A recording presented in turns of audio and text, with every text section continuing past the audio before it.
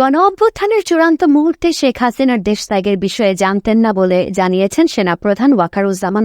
তবে ওই সময় দেশ ত্যাগ না করলে অনাকাঙ্ক্ষিত হত্যার মতো ঘটনার আশঙ্কা ছিল বলেও জানান তিনি।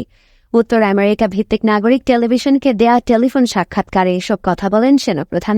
সাক্ষাৎকারে সংস্কারের পক্ষে গুরুত্ব আরোপ করে তিনি বলেন, ১৬ বছরের জঞ্জাল ১৬ দিনে মিটবে না, তবে ১৬ মাসে মেটানো গেলে তা হবে ভালো কাজ।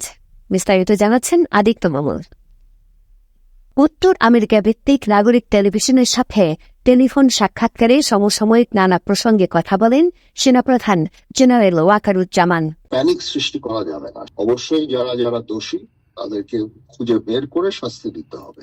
জবাব দেন ছাত্র জনতার অভ্যুত্থান ও শেখ হাসিনার দেশ ত্যাগ নিয়ে প্রশ্নের। প্রথম কথা হচ্ছে যে আমি তো পলিটিক্যাল পার্টিগুলোর সাথে ডিসকাশন করছিলাম, তখন আমাকে সামবডি সেড যে উনি তো চলে যাচ্ছে, উনি is on the runway, he has taken of.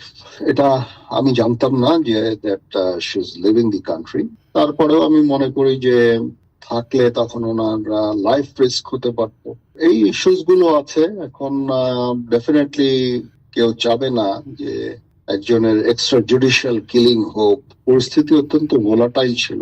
ক্ষমতাচ্যুত সরকারের রেখে যাওয়া জঞ্জাল কিভাবে সারিয়ে তোলা সম্ভব সে বিষয়ে কথা বলেন তিনি। ১৬ বছরের জঞ্জাল ১৬ দিনে মিটবে না, ১৬ মাসে যদি আমরা মেটাতে পারি সেটা অবশ্যই একটা বড় ভালো। ব্যুরোক্রেসির মধ্যে সমস্যা, পুলিশের মধ্যে সমস্যা, সব দিকেই সমস্যা। তো এগুলোকে একটু সময় দিতে হবে, এই সরকারকে সময় দিতে হবে। অপতথ্য রোধে গণমাধ্যমের দায়িত্বশীল ভূমিকা প্রত্যাশা করেন সেনাপ্রধান। অনেক মিস ইনফরমেশন চলছে, যত সংবাদ তারা পায়, আমার দেখা মতো 95% হচ্ছে এগুলো মিথ্যা।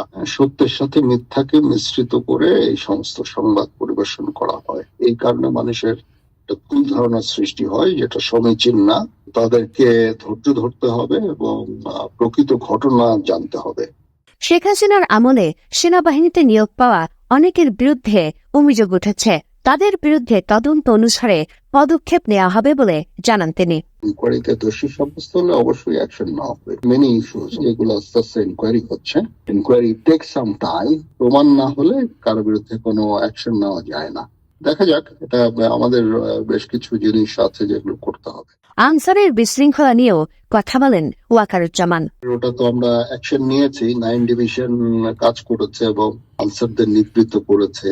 সার্বিক সংস্কারের উপরেও গুরুত্ব আরোপ করেন সেনাপ্রধান। আমি আশাবাদী সবাই একসাথে যদি কাজ করি তাহলে সংস্কার করা সম্ভব হবে এবং আমরা একটা সুন্দর গণতান্ত্রিক প্রক্রিয়া আমরা যেতে সম্ভব হবে। আমিও তাদের সাথে আছি, কাজ করছি, এই সরকারকে সাহায্য করছি।